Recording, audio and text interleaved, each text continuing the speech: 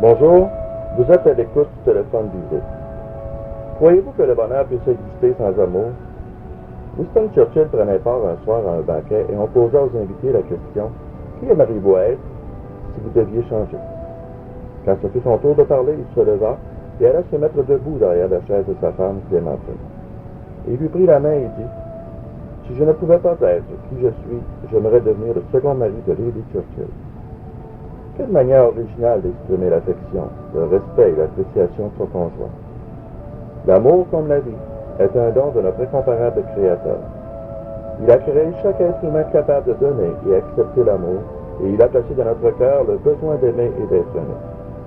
On a dit qu'être aimé et être ouvertement admiré sont des besoins humains aussi essentiels que de respirer.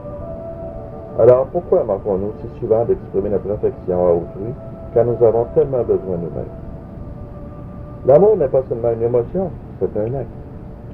Un auteur a écrit: l'amour ne peut pas plus exister sans se révéler par des actes qu'un feu continue à brûler sans combustible.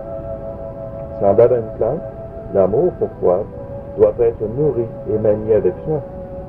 Comment le nourrir?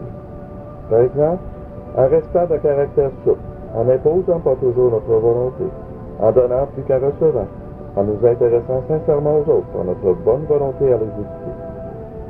Nous pouvons prendre la seconde place au lieu de la première. Nous efforcer de comprendre les sentiments de l'un ou l'autre au lieu de les dédaigner. Admettre nos torts, et plus encore, l'amour est le remède destiné à la guérison du monde, a dit Karl Menninger. Amis à l'écoute, sachez manifester votre amour aux autres aussi souvent que vous en avez l'occasion. C'est ainsi que vous semerez le bonheur et que vous le récolterez aussi en retour. C'est un remède puissant qui ne vous coûte rien. C'est celui que Jésus a utilisé envers vous et moi. Merci de votre écoute et à demain.